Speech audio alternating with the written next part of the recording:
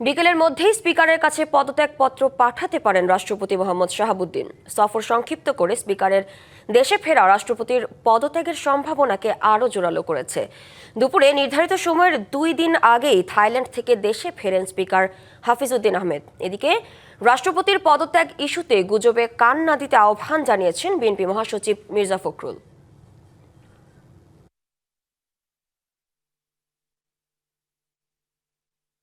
প্রতিদ্বন্দ্বিতায় রাষ্ট্রপতি নির্বাচিত হন মোহাম্মদ শাহাবুদ্দিন। 24-এর গণঅভ্যুত্থানে আওয়ামী লীগের সরকার পতন হলেও রাষ্ট্রপতি পদে বহাল থাকেন তিনি। রাষ্ট্রপতি মোহাম্মদ শাহাবুদ্দিনের মেয়াদ 2028 সালের এপ্রিলে শেষ হওয়ার কথা। তবে মেয়াদ শেষের আগেই আবারও তার পদত্যাগের আলোচনা সামনে এসেছে। অবশ্য মোহাম্মদ শাহাবুদ্দিনের পদত্যাগের আলোচনা নতুন নয়। 24-এর গণঅভ্যুত্থানের পরও তার পদত্যাগের দাবি জানান অনেকে। 2025 সালে রয়টার্সকে দেয়া এক সাক্ষাৎকারেও সংসদ নির্বাচনের পর সরে যাওয়ার ইচ্ছা প্রকাশ করেন রাষ্ট্রপতি।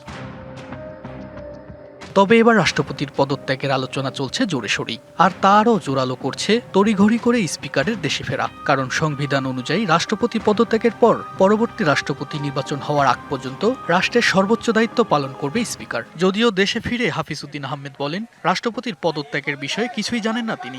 AKS অর্জন করল গিনেস ওয়ার্ল্ড রেকর্ডস। AKS ব্যাংককে গিয়েছিলাম আমার মেডিকেল চেকআপের জন্য।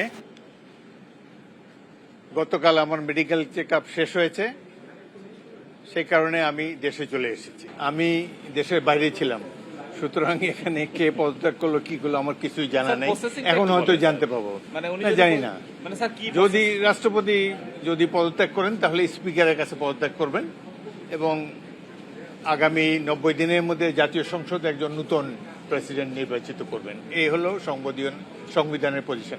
এদিকে এই ইস্যুতে কোনো ধরনের গুজবে কান না দিতে আহ্বান জানিয়েছেন স্থানীয় সরকার মন্ত্রী ও বিএনপি মহাসচিব মির্জা ফখরুল ইসলাম আলমগীর। গুজবে আমি বিশ্বাস করি না, আর পত্র পত্রিকা পড়ে তো রাজনীতির কথা বলা যাবে না, আর এটা হচ্ছে যে রাষ্ট্রপতির কথা, তো ওটা গুজব দিয়ে কিছু বলা যাবে না। তুষার আহমেদ, ডিবিসি নিউজ, ঢাকা।